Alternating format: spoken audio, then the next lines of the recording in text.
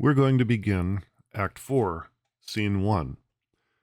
An interesting quality to this play, it happens a lot in this play, the beginnings of scenes, people are walking on the stage like in the middle of a conversation. Same thing here, Iago and Othello, when they walk onto stage, they're talking about sort of how realistic is it that Cassio and Desdemona are having an affair. That's what they're talking about. And it's almost a little bit obscenely funny the way Iago talks about it. Let's start the scene with Iago and Othello's conversation. Well, you think so? Think so, Iago. What, to kiss in private? An unauthorized kiss? Or to be naked with her friend in bed an hour or more, not meaning any harm? Naked in bed, Iago, and not mean harm. It is hypocrisy against the devil. They that mean virtuously and yet do so, the devil their virtue tempts, and they tempt heaven. So they do nothing, 'tis a venial slip. But if I give my wife a handkerchief... What then? Why, then, 'tis hers, my lord, and being hers, she may, I think, bestow it on any man. She is protectress of her honor, too. May she give that? Her honor is an essence that's not seen. They have it very oft that have it not. But for the handkerchief... By heaven! I would most gladly have forgot it. Thou saidst... Oh, it comes o'er my memory as doth the raven o'er the infected house, boding to all. He had my handkerchief. As they're coming on, they're talking about, like, how bad could it be? You know, do you think they were kissing in private? You know, and Iago says, well, you know, what if they're just friends? And, you know, like they were naked in bed for a while, not doing anything wrong, just, you know. And Othello reasonably says, what are you talking about? And Iago says, yeah, well, if they don't do anything, it's like, it's just a venial sin. It's just a little sin. It's nothing huge. What Iago is doing, he tries to get Othello to come up with a good reason to be suspicious. Okay, and this is one example. He's saying, well, it can't be that bad. And automatically, Othello has to come up with reasons that it is that bad. You see, so that's one way that Iago plays on Othello. And then, so like you said here, but if it was her handkerchief, I mean, that's something that you can see. It's something that it's material. You can feel that. And Othello says, yeah, I almost forgot about that. You said he had my handkerchief. Aye, what of that? That's not so good now. What if I had said I had seen him do you wrong, or heard him say, as knaves be such abroad, who having by their own importunate suit or voluntary dotage of some mistress convinced or supplied them, cannot choose but they must blab. Hath he said anything? He hath, my lord, but be you well assured, no more than he'll unswear. What hath he said? Now, here's the other thing that Iago does. He actually does lie straight out. You know, he says, yeah, Cassio said something. You recall the sleep talking incident. Cassio probably never did that, right? That was just a straight up lie. So there's like at least two different kinds of tactics that Iago is using to persuade Othello. It's not that bad, and outright lying. There's another one that'll be coming up any second now. Faith that he did. Yeah, I know not what he did. What? What? Lie. With her? With her, on her, what he will. Lie with her, lie on her. We say lie on her when they be lie her. Lie with her. Soon that's fulsome. Handkerchief, confessions, handkerchief. To confess and be hanged for his labor. First to be hanged and then to confess. I tremble at it. Nature would not invest herself in such shadowing passion without some instruction. It is not words that shakes me thus. This noses, ears and lips. Is it possible? Confess! Handkerchief! Oh, devil! Now, something strange is going on here, and we need to address it. This is a thing that happens a lot in Shakespeare, and we aren't sure why, but there are a lot of people that have seizures in Shakespeare. epileptic fits, epileptic seizures. Fit is like the British term for seizure. Is it because Shakespeare is familiar with it himself? Did he have epilepsy? We don't know. Did he have a friend who had epilepsy? We don't know.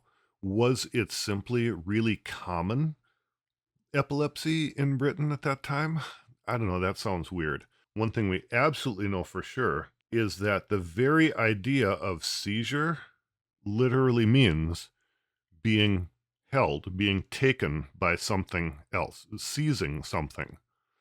And so when we look at the idea of a seizure, something from the outside is grabbing onto you and controlling you.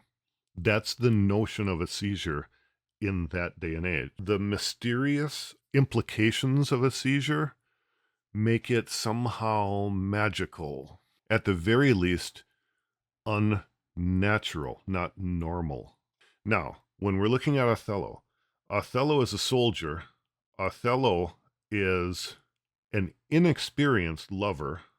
Okay, he is childlike when it comes to his attitude about love. He's no more sophisticated, maybe even less so, than Desdemona.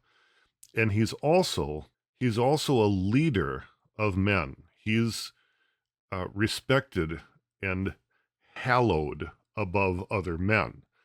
And that sort of position makes him significant. And it's not that uncommon for this to be a quality of significant characters. People like Julius Caesar, people like Alexander the Great, people like Paul of the Bible, the Apostle Paul. These are all people that are significant and have this mysterious, mystical complex. Now, to be clear, this seizure is brought on by the strong emotions. Okay, it's the emotional impact of what he's enduring that brings on whatever this breakdown is. You can consider it an emotional breakdown. And if it helps, this is what I picture, is that he's sort of curled up in the fetal position on the ground, which shows, again, how he's so far beyond his actual control state. He's not in control. He's being controlled by the love, the emotions, the manipulations of Iago, and he's curled up like a little child. He's not an adult, strong man leader at this point. And Iago is thinking to himself, this is working pretty good. And he says so in this aside. Now, Othello is laying right there on the ground, but he can't hear Iago when Iago talks to the audience, and he says these words. Work on, my medicine, work. Thus credulous fools are caught, and many worthy and chaste dames even thus, all guiltless, meet reproach. What ho! My lord, I say, Othello! Oh, now, Cassio. What's the matter? My lord has fallen into an epilepsy. This is his second fit. He had one yesterday. Rub him about the temples. No, forbear. The lethargy must have his quiet course. If not, he foams at mouth and by breaks out to savage madness. Look, he stirs. Do you withdraw yourself a little while? He will recover straight. When he is gone, I would on great occasion speak with you. How is it, General?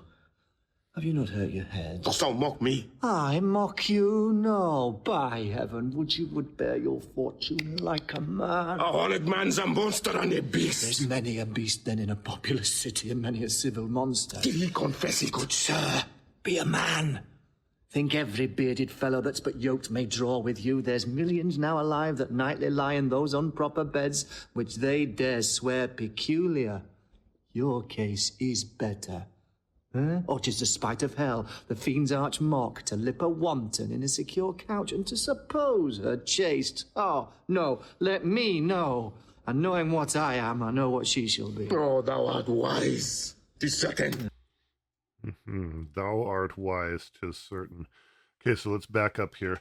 When Cassio comes in, Iago says, he sort of fakes like as if he's trying to help Othello. And Cassio says, "What's going on?" "Oh, he had a fit. He's had one before. He had one yesterday. Look, he's waking up. You run away, but in a little bit, come back when he's gone because I want to talk to you." And Cassio leaves. So he's set up this meeting that's going to happen in just a couple minutes. Completely by chance this happens, but Iago thinks quick. He is ready to jump on the possibility. So he says, "You come back in just a little bit." Now watch what he does with that when Othello wakes up. Othello wakes up and he says, "Oh, did you hurt your head? You making fun of me?" "No, no, no, no. I'm not making fun of you. Take your fortune, endure your condition, your situation like a man. Your wife is fooling around on you. Be a man about it." And this horned man, the man with horns on his head, this is the symbol of a man whose wife is fooling around on him. He'll grow horns. Why that is, I don't know.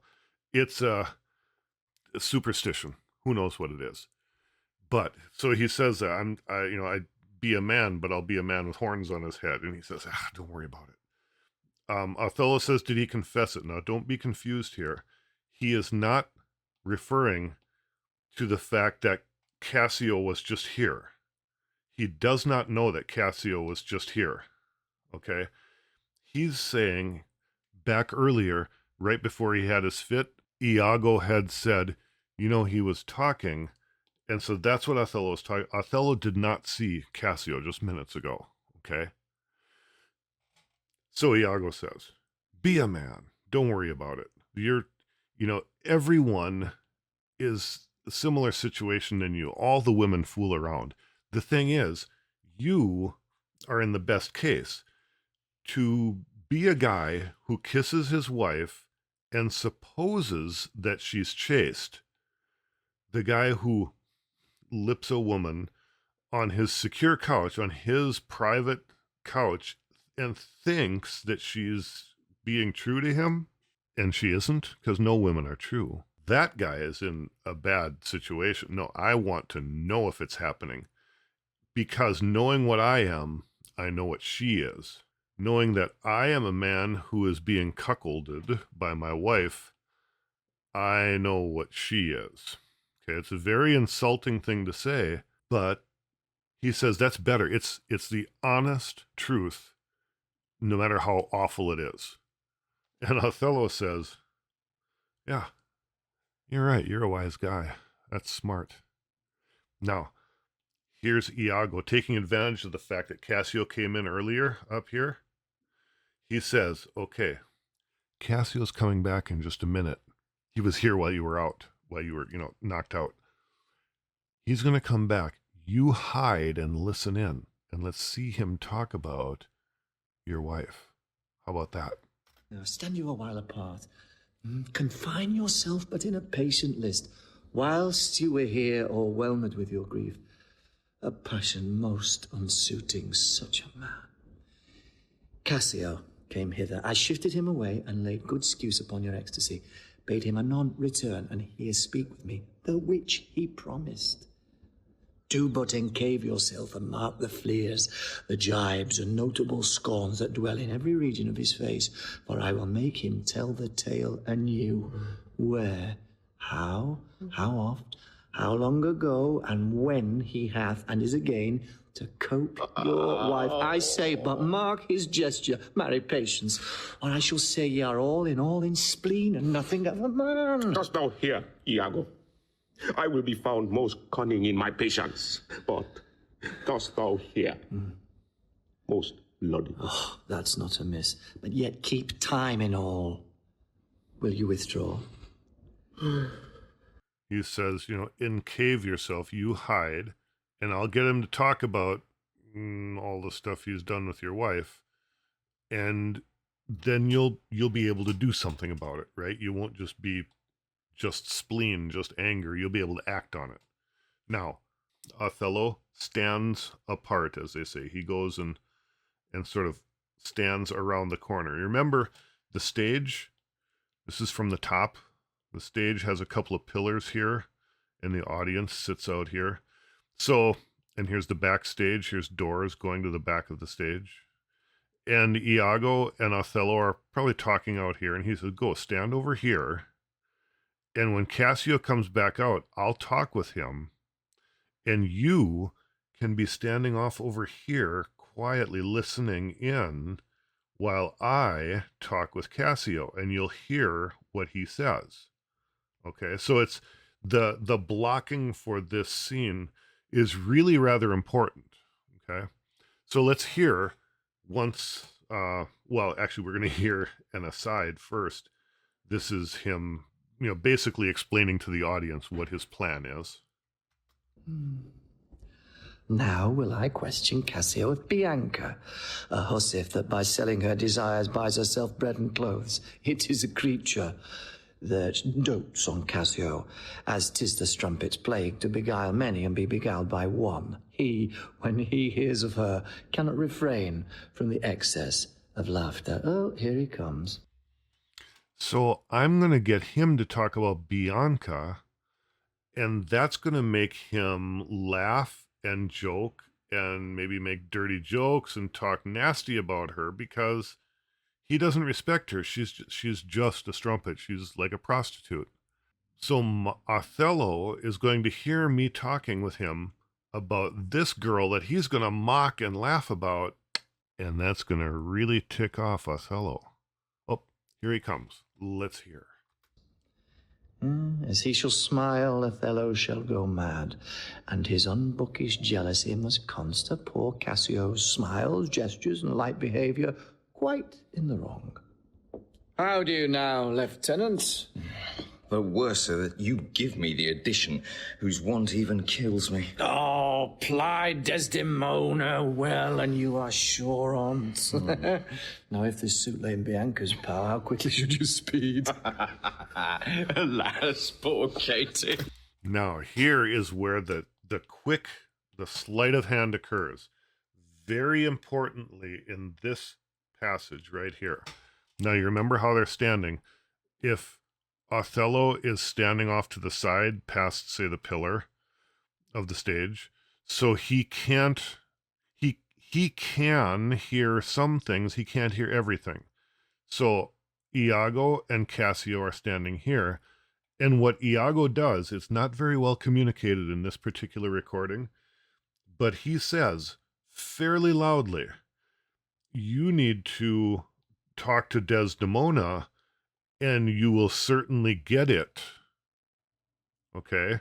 The implication is you'll get what you want if you talk to Desdemona. He says that loud enough for Othello to hear. And then he actually sort of quietly leans in and says, if it was Bianca who you were trying to get to help you, that would happen. You wouldn't have to convince her at all. And he says it quiet, so Othello doesn't hear Bianca. All he heard was Desdemona. And then they start laughing and joking about Bianca, the sort of slutty prostitute that they don't have any respect for. They're going to talk about her, and he's going to keep hearing over and over what they are saying, what particularly Cassio is saying about Desdemona.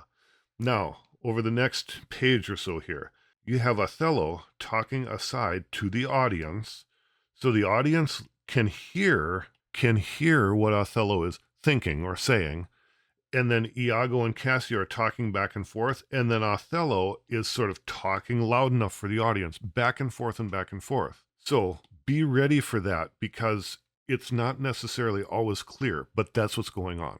Okay, so let's listen in as they talk about Bianca and make it sound like they're talking about Desdemona. Look how he laughs already. I never knew a woman love man so. Alas, poor rogue. I think, if faith, she loves me. Now he denies it faintly and laughs it out. Do you hear, Cassio? Now he importunes him to tell it all. Go to. Well said, well said. She gives it out that you shall marry her. Do you intend it? Do you triumph, Roman? Do you triumph? I marry her? What? A customer? Prithee, bear some charity to my wit. Do not think it so unwholesome. So. They laugh that win. Faith, the cry goes that you shall marry her. Oh, prithee say true. I am a very villain, Have you scored me? Well, This is the monkey's own giving out. She's persuaded I will marry her out of her own love and flattery, not out of my promise. Iago beckons me. Now he begins the story. She was here, even now. She haunts me in every place. I was the other day talking on the sea bank with certain Venetians, and thither comes the bauble, and by this hand she falls me thus about my neck. Crying, oh dear Cassio, as it were. His gesture imports it. So hangs and lolls and weeps upon me, so shakes and pulls me. Now he tells how she plucked him to my chamber. Oh, I see that nose of yours, but not that dog I shall throw it to. Well, I must leave her company. Cassio! Oh, wait a minute. Bianca walked in. Before we get to her, I mean, you can look this over. It's pretty straightforward. He's joking about how he's being disrespectful and how Bianca hangs on him, and he's not going to marry someone like that. And Iago just keeps feeding him lines, and Othello keeps hearing over and over how much Cassio disrespects Desdemona, his wife. Okay? Completely wrong. And now when Bianca actually walks in, you would expect, we were just talking about, but that doesn't happen. And luckily that doesn't happen, because for Iago's course, he needs this ruse to keep going. He needs Othello to continue thinking they're talking about Desdemona. And conveniently, Bianca falls right into it without knowing what she's doing. Let's hear what she talks about. Before me, look where she comes. Oh, 'tis such another fichu. Oh, marry a perfumed one. What? It's another Fichu. Fichu is again like a prostitute. And he says this time this is one with perfume on. So he kind of makes a distinction between the girl he was just talking about and this girl who's walking on. But really, he's just saying, yeah, she cleaned up pretty good. Here she comes. She's got perfume on at least now, right? So that's what he's doing.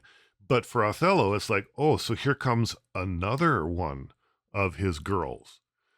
And Cassio says, Do you mean by this haunting of me? No, let the devil in his dam haunt you. What did you mean by that same handkerchief you gave me even now? I was a fine fool to take it. I must take out the whole work. A likely piece of work that you should find it in your chamber and know not who left it there. This is some minx's token, and I must take out the work. There. Give it to your hobby horse. Wheresoever you had it, I'll take out no work on't. Oh, how now, my sweet Bianca, how now. By heaven, that should be my handkerchief. And you'll come to supper tonight, you may. And you will not. Come when you're next prepared for. and then she leaves. Now, the thing that she says is exactly what Othello needs to hear. What did you give me this? You gave me this handkerchief that I'm supposed to go and take the work out. I'm supposed to go and get it copied. Well, I am sure that this handkerchief is from some minx, some girlfriend that you have right now. And Othello sees his handkerchief, and he sees Cassio talking to his other girlfriend about this handkerchief that belongs to his wife. So it's like, not only is he disrespecting my wife, not only taking my wife from me, he's treating her like a common prostitute. Like he's taking her handkerchief, giving it to some other. It's like, this guy really is he really deserves what I'm going to do to him, right? And then she says when she leaves, you're coming to dinner tonight at my house. Either you come tonight or you come when I call you next time, which will probably be never, because you don't deserve me, that kind of thing. So then Iago says, well, run after her, go and like calm her down. After her. I must. She'll rail in the this street, Els? Will you sup there? Yes, well, I intend so. Well, I made chance to see you, for I would very fain speak with you. Oh, prithee, come, will you? Go to, say no more. How shall I murder him, Iago? Did you perceive how he laughed at his vice? Oh, Iago. And did you see the handkerchief? Was that mine? Yours by this hand. And to see how he prizes the foolish woman, your wife. She gave it him, and he hath given it his whore. I would have him 9 years a killing. A fine woman, a fair woman, a sweet woman. Nay, you must forget that. Aye, let her rot and perish and be damned tonight, for she shall not live. No, my heart is turned to stone. I strike it, and it hurts my hand. Oh, the world hath not a sweeter creature. She might lie by an emperor's side and command his tasks. Nay, that's not your way. Hang her. I do but say what she is. So delicate with her needle, an admirable musician. Oh, she will sing the savageness out of a bear, of so high and plenteous wit and invention. She's the worse for all this. Oh, 1,000 times. And then of so gentle a condition. Aye, too gentle. Nay, that's certain.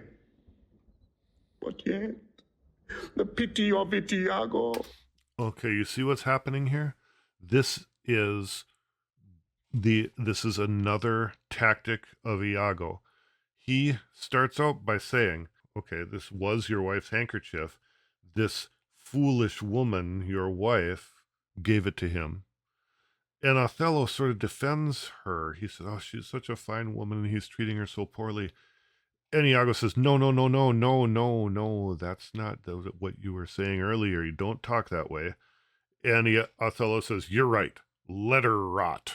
And then he says, but she's such a sweet creature. Look how she's being treated. Iago says, no, don't do that. That's not what you're supposed to be thinking. And this is in keeping with what Othello said earlier. Once I find out the truth, I cut her loose. That'll be it. But he's not doing that at all. This is just more evidence that he is completely out of his league when it comes to love. He's a warrior. He is completely inexperienced with love. And that really is what becomes his problem. That's what leads to his downfall. He has no way to regulate his emotions. He's just completely committed. It's all or none. There's no gray area in his life. So again, Iago says, yep, she's too gentle. And he says, yeah, but it's such a pity. She's so good, and look what's happening to her. Oh, Iago, the pity of it, Iago. Well, if you are so fond of her iniquity, give her patent to offend. For if it touch not you, it comes near nobody. And this is sort of like the last nail in the coffin. He says, okay, so you're saying that it's pathetic that she's being treated like this. Well, if you like her so much, then just give her permission to go and do it. It's like the only person that's going to bother is you. And if it doesn't bother you, then it's like nobody's going to care.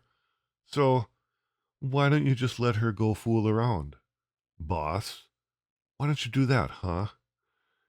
And he knows full well that that's not going to work. That's going to inflame Othello. And look at what he says.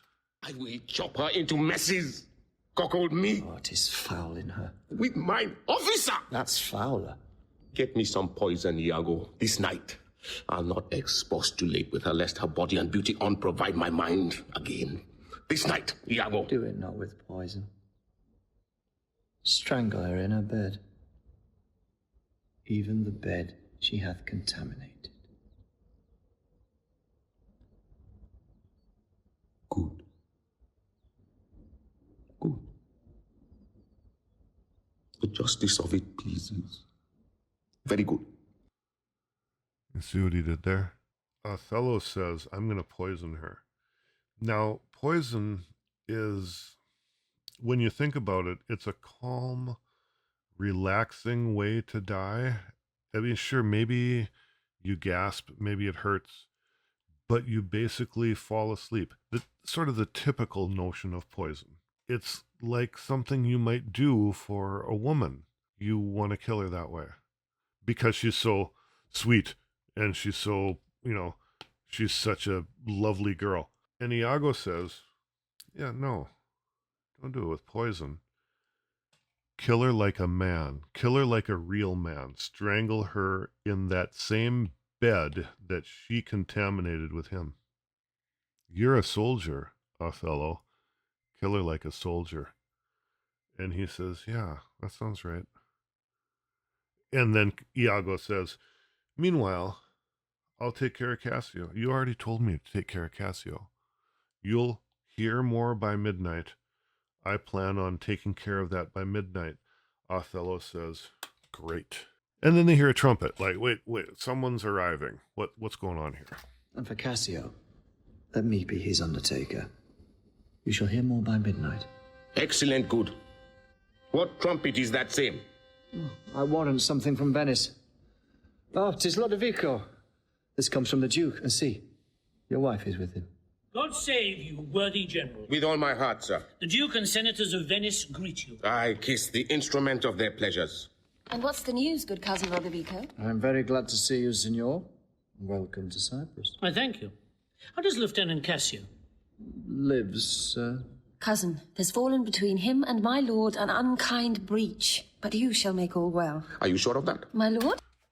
What? Wait, what? Okay. Here's another example of a very important set of blocking on the stage. Here's the stage. Okay. And here's the doors in the back. And the great big pillars, again, like right out here on the stage. And when Lodovico comes in, that's where the trumpets are from. And he comes in and he hands Othello a letter from the Senate, the Venetian Senate. And then Othello goes over here and he's reading the letter. Okay. Now, while Lodovico is standing there, he's talking with Desdemona. Now, what's not really made very clear is that these two they're family, they're related somehow. So they're comfortable talking with each other, just chatting while Othello is reading his letter. And Iago is standing off to the side watching, as a good soldier would. When Othello reads the letter, he talks back to it. So he reads something and he says, what are you talking about? Or he reads something and he says, oh, you think that? You read something and he says, that's ridiculous. That kind of thing. When Desdemona is talking to Lodovico, she says some things where what he responds sounds like he's responding to her. And she goes, what? And Lodovico says, no, he's just reading his letter. And then she says something else, and it sounds like he's responding to her, but he's not. And it sounds again like he's... Until finally he is responding to her. And at that point, things happen. Okay, so let's listen to this sort of three-way conversation, and you'll be able to pick out who's talking to who and how it's sort of misconstrued. How does Lieutenant Cassio? Lives, sir.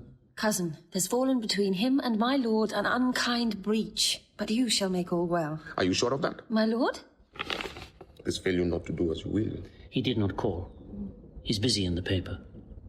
Is there division twixt thy lord and Cassio? A most unhappy one. I would do much to tone them for the love I bear to Cassio. Fire and brimstone! My lord! Are you wise? What? Is he angry? Maybe the letter moved him, for as I think they do command him home, deputing Cassio in his government. By my troth, I am glad on't. Indeed. My lord? I'm glad to see you mad. Why, sweet Othello. Okay, that escalated quickly. Let's see what's going on here.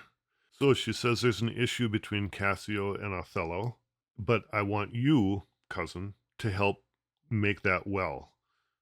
Othello says, you think that'll work? What? And he says, it might not turn out the way you want. Lodovico says, no, he's reading the paper, right? Now, this line is where it really clicks. she says there's an unhappy relationship between these two guys, and I want to fix it for the love I bear to Cassio, because I love Cassio so much. Then he says fire and brimstone, sort of like the hell with that. Fire and brimstone implies hell. And so when she says, I love Cassio, and he says, hell, hell, hell, it's sort of appropriate that she should react. And then here, Lodovico says, in the letter, something moved him. What the letter says is it's probably telling him to go home to Venice and to put Cassio in his position. So Cassio is supposed to take his position here, and he's supposed to come home to Venice. So that probably has upset him. And she says, well, by golly, I'm happy about that. Now, what's she happy about? If Cassio is in position again, then she's got Cassio returned to some degree of, of status. And B, if Othello is supposed to go home to Venice, then he's not going to be in this sort of stressful situation anymore. So, yeah, I'm happy for that. Now, Othello, of course, was reading in the letter what it says. It's saying that Othello come home and leave Cassio in that position. And he says, indeed, you're happy about that. She says, what? He says, I'm glad to see you so mad. And this is a sort of complex thing to say, much more complex than it looks. I'm glad to see that you are acting mad. Well, what does that mean? The madness is that you are actually admitting that you have a thing for Cassio. You just admitted the fact that he's going to take this position, I'm going to get sent home. That's you being mad. That's you acting crazy. That's you acknowledging that you want him to be in a comfortable position and me to be, I don't know, sent home, to be out of my position. And she goes, no, no, no. And he belts her, literally hits her. And that's important because he's done this in front of Lodovico, who's a family member. And Lodovico says, what the heck? What's going on here? I have not deserved this. Lord, this would not be believed in Venice, though I should swear I saw it is very much. Make her amends, she weeps. Oh, devil, devil. If that the earth could teem with woman's tears, each drop she falls would prove a crocodile. Out of my sight. I will not stay to offend you. Surely an obedient lady. I beseech your lordship, call her back. Mistress! My lord. What would you with her, sir? Who? I, my lord? Aye. You did wish that I would make her turn? Sir, she can turn and yet go on and turn again. And she can weep, sir, weep. And she's obedient. As you say, obedient, very obedient. Proceed you in your tears.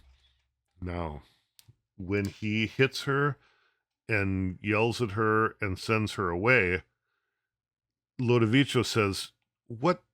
Get her back here. You made her cry. What's going on?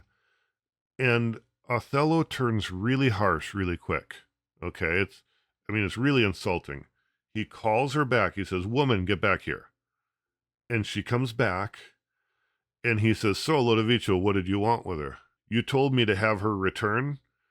Yeah, well, she turns pretty good from what I hear. And she'll turn and turn and turn. And then she'll turn again. And she's very obedient to whoever wants her to be obedient. I mean, it's like rude, crude, insulting stuff. And then in this bit here, he goes on to insult and comment to Desdemona, and then turn to the guy who's giving him instructions and say, yeah, you and I will do business. Listen, woman, you just stay here. I don't want you around me. Yeah, I'll go back to Venice. Yeah, I'll call for you when I'm ready. He's like talking between the two.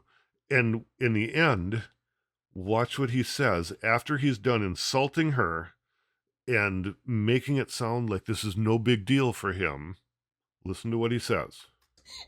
Concerning this, sir, oh, well-painted passion, I am commanded home. Get you away. I'll send for you anon. Sir, I obey the mandate and will return to Venice. Hence, avaunt! Cassio shall have my place. And, sir, tonight I do entreat that we may sup together. You are welcome, sir, to Cyprus. Gods and monkeys! Okay, couple of things. After he sends her away, he says, in sort of with a double meaning, he says, all right, you stay here. He says, I'll send for you anon. You stay here, woman. I'm going to go to Venice. You stay here. I'll send for you sooner or later. And so Cassio is going to have my place. He's going to take over the role here of leader, of governor. And, of course, what other place is he going to take over of mine when I'm gone, right? There's that hint. And then he says to this, like, ambassador, he says, come to my place for dinner tonight. We have, welcome to Cyprus. We have business to do. Let's just go take care of that. And as he leaves, he says, goats and monkeys. You remember Iago earlier had said, you could walk in on them when they're acting like goats and monkeys in bed, if you want that.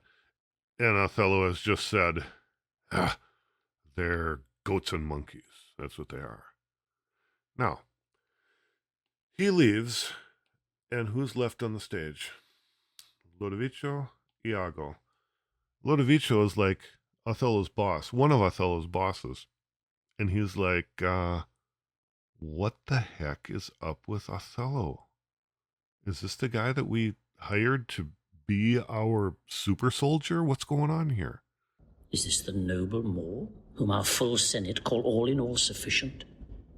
Is this the nature whom passion could not shake, whose solid virtue the shot of accident nor dart of chance could neither graze nor pierce? He is much changed. Nor his wits safe. Is he not light of brain? He is that he is. I may not breathe my censure what he might be. If what he might he is not, I would to heaven he were. What? Strike his wife? Faith, that was not so well. Yet would I knew that stroke would prove the worst. Is it his use? Or did the letters work upon his blood and new create this fault? Alas, alas, it is not honesty in me to speak what I have seen and known. You shall observe him, and his own courses will denote him, so that I may save my speech. Do but go after and mark how he continues. I am sorry that I am deceived in him. When he asks Iago, is this the guy that we put in charge of everything? And Iago says, well, he seems to be a little bit different than he used to be. And Lodovico says, what is he, light of brain? Is what's going on? Iago says, I don't know. I'm not going to say anything. But he hit his wife. Well, hopefully, I'm hoping that that's as bad as it gets. But I don't know. Well, is this normal? Is this his use? Is this what he's used to? I can't tell you.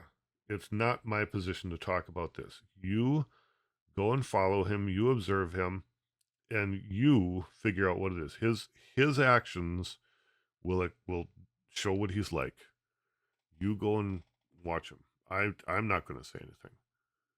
And he doesn't have to, because he's already geared Othello up so bad that we're just watching the fuse burn right now.